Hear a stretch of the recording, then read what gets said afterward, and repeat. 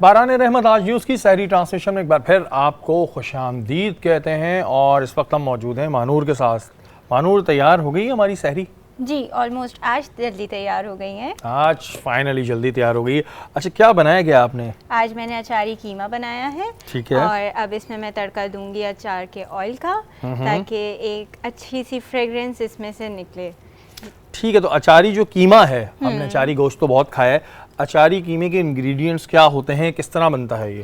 اچھا، یہ تھوڑا الگ طریقے سے بنتا ہے، اس میں ہم ٹماٹر بالکل یوز نہیں کرتے ہیں کیونکہ یہ تھوڑا سوکھا قیمہ ہوتا ہے۔ تو اس میں ہم سب سے پہلے تھوڑی سی پیاز لے کے اس کو سوتے کر لیتے ہیں، پھر اس میں ہم قیمہ ڈالیں گے، چکن کا قیمہ۔ ٹھیک ہے، میں نے چکن کا قیمہ یوز کیا ہے کیونکہ میں اس کو تھوڑا وائٹ ٹیکسچر پہ رکھنا چاہ رہی تھی، ریڈ ٹیکسچر پہ میں نے اسے نہیں یوز کیا ہے۔ تو اس میں ہم پھر چکن مکس ڈالیں گے، اس کو اچھے سے اس کے اندر ادرک لہسن کے پیسٹ میں اس کی ہیک نکالیں گے اور اچھے سے بنائی کر دیں گے۔ پھر اس میں تھوڑی سی دیر بعد ہی ثابت گرم مسالہ ڈالیں گے تاکہ ایک خوشبو بھی آئے اور ایک مہک اس کے اندر رہ جائے قیمے کے اندر۔ پھر اس میں ہم نمک، مرچیں، سارے مسالے مطلب اس میں ہم سب ڈال کے بس چھوڑ دینا ہے؟ نہیں، پھر اس کے اندر اچھے سے اس کی بھنائی کرنی ہے کیونکہ چکن کا قیمہ ہم اس کو ایسے پانی ڈال کے نہیں چھوڑ سکتے ہیں، اس کو ہم باری باری یعنی گریجولی ہم اس کی اچھے سے بھنائی کرتے رہیں گے کہ اس کا ایسا ٹیکسچر آ جائے۔ پھر تھوڑی دیر بعد اس میں ہم اچار کو اچھے سے چاپ کر لیں گے، اتنا فائن چاپ کریں گے کہ وہ منہ میں پتہ بھی چلے لیکن ایسے پلپس کی طرح نہ آئے، تھوڑا تھوڑا ذرا جیسے ذائقے کی طرح بالکل اس میں آئے۔ پھر اس کے بعد اس میں ہم ہری مرچیں ڈالیں گے تاکہ ایک greenery, red colour, different white کے ساتھ کمبینیشن اچھا لگے، جیسے کہ ابھی آپ دیکھ بھی رہے ہوں گے۔ خوشبو تو بڑی اچھی آ رہی ہے جی، اور انہوں نے اچار بھی اس میں ڈالا ہے، اور یہ ویسے بڑا محنت طلب مجھے کام لگ رہا ہے یہ، بڑا آپ جتنا اس میں بتا رہی ہیں۔ اس کو تھوڑا سا اس لیے کیونکہ اس کو آپ کو توجہ دینی پڑتی ہے، اس میں آپ یعنی پانی ڈال کے چھوڑ نہیں سکتے ہیں، آپ اس کو بار بار اس کی بھنائی کرتے رہیں گے، بار بار دیکھتے رہیں گے کہ پانی کیسا ہے، چکن تو نہیں چپک رہی ہے، چکن کی بھنائی صحیح سے ہو رہی ہے، چکن کے ذرے بکھر تو نہیں رہے ہیں۔ بالکل جی، جیسے پڑھائی پہ توجہ دینی ہوتی ہے ایسے اس پہ بھی توجہ دینی ہوتی ہے۔ ڈرنک کیا بنا رہی ہیں آپ آج؟ آپ نے تو کچھ کیا گولا گنڈا بنا رہی ہیں آپ؟ نہیں، آج میں بنا رہی ہوں، دیکھ کے یاد آتا ہے ہمیں، ہاں جی، تخمہ لنگا دیکھ کے عموماً اس کے وہ آتی ہے۔ اچھا جی، نہیں، آج میں بنا رہی ہوں بلو ہوانا۔ بلو ہوانا، بالکل اوکے۔ بلو ہوانا ڈرنک ہے جس میں میں اس کا سرپ بھی یہی بنا رہی ہوں جو کہ روح افزا سے بنا رہی ہوں۔ یہ ایک طریقے سے بڑا اچھی چیز ہے ہمارے نوجوانوں کے لیے، کیونکہ جیسے کہ ہم بہت سے ریسٹورینٹس جاتے ہیں اور وہاں کہتے ہیں کہ بلو بیری سیرپ میں ہمیں ریڈ بل ملا دیں یا یہ اس طریقے سے ہمیں بلو ہوانا جوس دے دیں۔ اب آپ گھر بیٹھے اپنا بلو ہوانا جوس بنا سکتے ہیں اور بہت ہی ریزنیبل پرائزز میں، جیسے کہ روح افزا کی آپ نے اراؤنڈ، اگر میں جیسے یہاں پہ 4 گلاسز کی میں یہاں پہ سرونگ کروں گی تو اس میں اراؤنڈ لے لوں گی 3 ٹیبل اسپون روح افزا، اس میں تھوڑا سا فوڈ کلر یوز کروں گی، وہ بلو کلر ہوگا، اور اس میں تھوڑا سا لیمن زیسٹ یوز کروں گی تاکہ اس کی کھٹاس بھی تھوڑی سی آئے۔ بلو بیری کا جیسے کھٹا میٹھا تھوڑا سا ہوتا ہے، بالکل جی، تو اس طریقے سے ہم اس کو اچھے سے بنا لیں گے، اس کو بلینڈ کریں گے۔ پھر اس کے اندر اب آپ پہ ڈیپینڈ کرتا ہے آپ اس کو کس سے مکس کریں، میں اس کو مکس کروں گی 7 اپ سے۔ ٹھیک ہے جی، اس کو ساری چیزوں سے بنائیں گے اور پھر ہم ابھی آپ کو بتائیں گے بھی کہ اس کا ٹیسٹ کیسا ہے۔ اس کے علاوہ مرحبا کے یہاں پہ گفٹ ہیمپر ہے، جو ہمارے سائٹ پہ بچے آتے ہیں ان کو ہم یہ گفٹ ہیمپر دیتے ہیں۔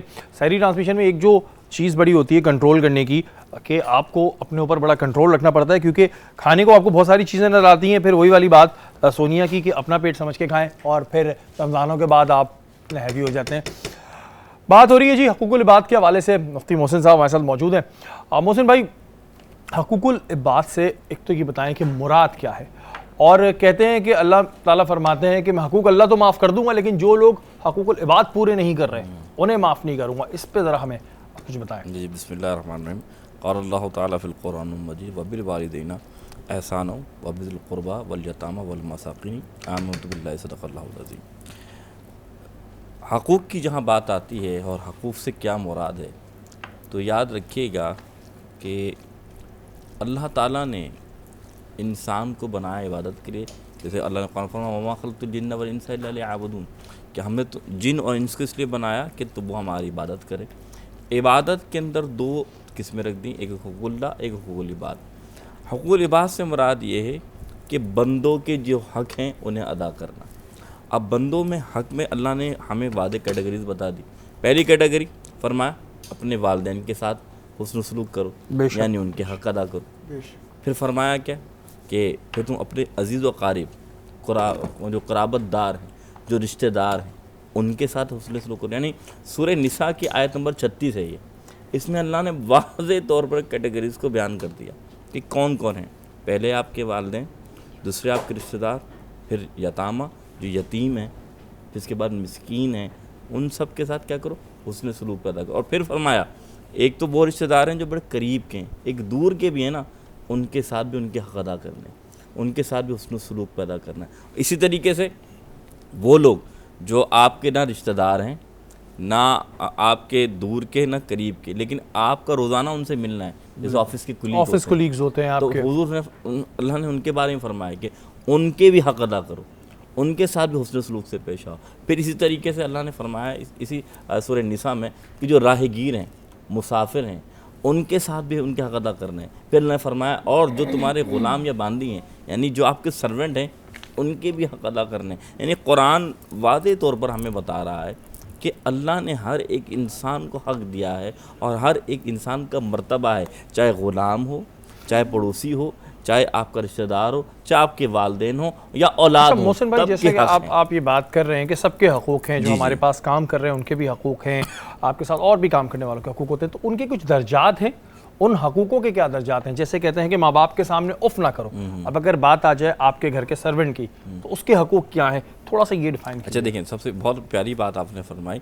آپ جیسے سرونٹ ہیں, ان کے ساتھ صلہ رحمی کرنے کا حکم ہے. صلہ رحمی سے کیا, اب یہ رمضان ہے, میں حدیث آپ کے سامنے پہلے بیان کر چکا ہوں کہ اگر آپ ان کے کام میں تخفیف کر دیتے ہیں اپنے سرونٹ کے کام میں, تو آپ کو کیا مل جاتا ہے, اللہ جنت دے دیتا ہے. تو اب ان کے اس طرح تو بہت سارے حقوق ہیں, لیکن میں آپ کے سامنے جو بات کرنا چاہتا ہوں پورے کرائٹیریا میں, کہ اگر ہر کسی بندے کے حق کی ہم بات کریں نا, یا ہر ہم پہلو پہ بات کریں, تو کئی پروگرامات کرنے پڑ جائیں گے ہمیں. بالکل بے شک.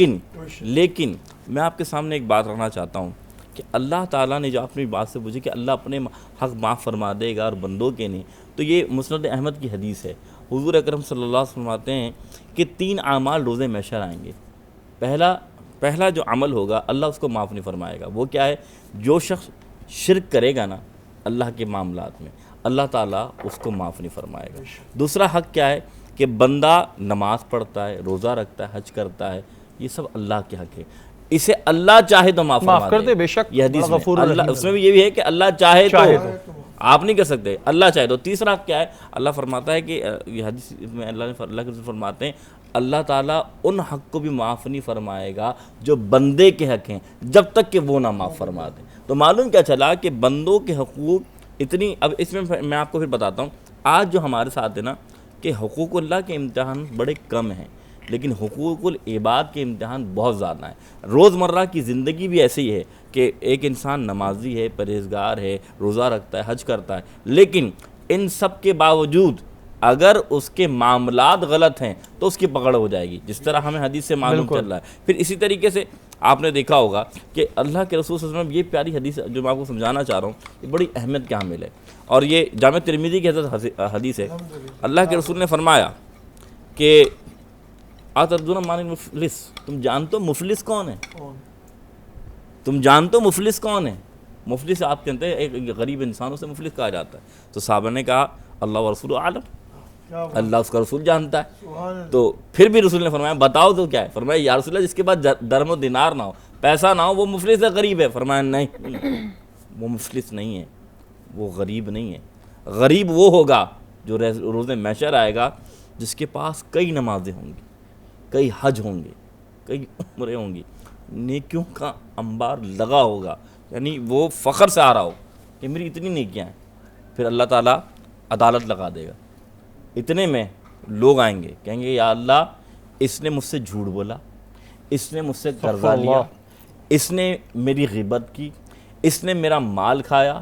کبھی بیٹی آئے گی, کبھی پڑوسی آئے گا, کبھی رشتہ دار آئیں گے. اب اللہ پتہ دیکھیں وہاں تو درم و دینار نہیں چلیں گے نا, بالکل ظاہر ہے وہاں تو جو آپ کا یہ حدیث بیان کر رہا ہوں. اب اتنی نیکیاں بنانے والے کا حال کیا ہوگا؟ اللہ فرمائے گا جو آیا ہے نا جس کی غیبت کی, جاؤ حج کا ثواب اس کو دے دو, جاؤ اس نے جھوٹ بولا, جاؤ روزے کا ثواب اس کو دے دو. یہ جو چیزیں ہوتی ہیں نا, یہ ہمارے لیے ایک بہت امپورٹنٹ لیسن ہوتی ہیں. نشستوں کا مقصد بھی یہ ہوتا ہے کہ ہم آپ کو یہ چیز بتائیں کہ آپ شاید جانے انجانے میں کوئی بہت بڑا ایسا گناہ کر رہے ہیں جس کا آپ کو شاید خود پتہ نہیں. سونیا آپ کی جانب آؤں گا, بات ہو رہی ہے حقوق العباد کے حوالے سے, آپ ایک موٹیویشنل اسپیکر بھی ہیں, آپ یہ بتائیں کہ جہاں پر بات ہوتی ہے ہم کسی کے حقوق العباد کرنے کی کوشش کرتے ہیں، ایک کانسیپٹ یہ ہے کہ جی اگر ہم اپنے نوکر سے اس سے صلہ رحمی کریں گے تو ایک لوگوں کے ذہن میں آتا ہے جی وہ ہمارے سر پہ بیٹھ جائے گا. کیا ریزنز ہیں کہ ہم لوگوں کو اس طرح حقوق پورے نہیں کر پا رہے اس ایرا میں؟ سب سے پہلے پتہ ہے آپ کی نا تربیت کے اوپر بہت ڈپینڈ کرتی ہے چیز کہ ماں باپ نے آپ کا بیک گراؤنڈ کیا ہے، آپ کے ماں باپ نے آپ کی تربیت کیسے کی ہوئی ہے. اگر ماں نے آپ کی اچھی تربیت کی ہوئی ہوتی ہے تو سب کانشیس مائنڈ میں بچے کے وہ بیٹھنا شروع ہو جاتی ہیں چیزیں. اس کے بعد جب وہ خود دیکھتا ہے، اگر آپ نے کہا نا کہ ہم ایسے کرنا چاہیے ویسے کرنا چاہیے حقوق العباد، تو سب سے پہلے گھر کے بڑوں کو اپنانا چاہیے وہ، کیونکہ جو بچے ہیں گھر کے یا جو کے اطراف میں لوگ ہیں، بہت ضروری نہیں کہ بیٹھ کے لیکچر دے کے سمجھایا جائے کہ بیٹا حقوق العباد یہ ہیں، اس کو سمجھ میں نہیں آئے گا. آپ کو کر کے دکھانا ہے، آپ کو خود پریکٹیکلی اس پر امپلیمنٹ کر کے دکھانا ہے، تبھی بچہ سیکھے گا. اور اگر ہم جو نہیں کر پا رہے اس کا شاید اس کے بہت سارے ریزنز ہیں کہ نہیں کر پا رہے. ہم مینٹلی بہت اپسٹ ہیں، اسٹریسڈ ہیں، پریشانیاں ہیں، بہت ساری ایسی چیزیں ہو جاتی. مطلب ایک کوئی ریزن نہیں ہے کہ ہم اس کو نہیں کر پا رہے. دوسرا یہ کہ جو آپ نے کہا کہ نوکر سر پہ بیٹھ جائیں گے، بات کچھ وہ بھی صحیح ہے، کیونکہ میں نے خود بھی ایکسپیرینس کیا ہے کہ جب ہم کسی کے لیے بہت زیادہ کرنے لگ جاتے ہیں تو وہ ہماری اس چیزیں مطلب ہماری صلہ رحمی کو وہ فار گرانٹیڈ لینے لگ جاتے ہیں کہ نہیں جی اب تو ہم کچھ بھی مطلب دونوں پارٹ پہ چیز ایکولی ہونی چاہیے نا، کہ یا تو وہ بھی اپنے مالک کو سمجھے کہ وہ بھی اس کا اتنا ہی ریکارڈ کرے، اس کو فار گرانٹیڈ نہ لے. یہ بھی چیز ہو جاتی ہے. سو اگر آپ چاہتے ہیں کہ حقوق العباد پورے کریں تو وہ پھر صرف نوکر کی حد تک نہیں، وہ پھر بہت ساری چیزوں کے اوپر آ جاتے ہیں. ایک ہمارے معاشرے کا ایک بڑا المیہ ہے جس سے آپ بلیو بھی کریں گی کہ ہمارے ہاں عزت بھی ان رشتہ داروں کو دی جاتی ہے کہ جن کے پاس پیسہ ہوتا ہے، اور اگر وہ آپ کے گھر آ جائیں، میں ہر جگہ کی بات نہیں کر رہا، کچھ فیملیز میں اگر وہ آپ کے گھر آ جائیں تو آپ جی بڑے کھانے لگا دیں گے، چاہے وہ ڈائٹ پر ہوں. لیکن اگر کوئی بیچارہ غریب رشتہ دار آئے گا تو آپ بہت اس کو ایسے لیں گے کہ ٹھیک ہے یار یہ آیا تو کچھ بھی کھلا دو، اور جیسے ہیں آپ ہیں. اس کے پیچھے کیا مائنڈ سیٹ ہے ہمارا؟ دیکھیں وہی بات ہے نا، ہم انسیکیورڈ ہیں، ہم کمپلیکسز کا شکار ہیں کہ جی اچھی فیملی سے کوئی پڑھا لکھا ایجوکیٹڈ ویل آف آئے گا تو ہم اس کو اسی طرح سے ناشتے پیش کریں گے. لیکن اگر کوئی ویسے چلو ٹھیک ہے کوئی ویسے آ رہا ہے تو بس ٹھیک ہے چائے ہی رکھ دو، ایٹ ٹائمز وہ بھی نہیں رکھی جاتی. تو یہ جو حقوق العباد ہے نا تو یہ سبھی کے لیے ہیں، چاہے وہ ایجوکیٹڈ ہے، ان ایجوکیٹڈ ہے، امیر ہے، غریب ہے. اصل تو حقوق العباد وہی ہے نا کہ آپ سب کے ساتھ یکساں سلوک کریں. ہمارے مائنڈ سیٹ جو ہیں وہ بہت تبدیل ہو گئے وقت کے ساتھ ساتھ. ہم جو ہے نا وہ مشین بنتے چلے جا رہے ہیں. ہم مٹیریلسٹک دکھاوا جو ہے نا، جسے اردو میں کہتے ہیں دکھاوا کرنا، مٹیریلسٹک ہو جانا، ہم ڈے بائی ڈے وہی ہوتے چلے جا رہے ہیں، وچ از مطلب بہت بدقسمتی ہے یہ ہماری. لیکن ہم بجائے سنبھلنے کے ہم پیچھے کی طرف آ رہے ہیں.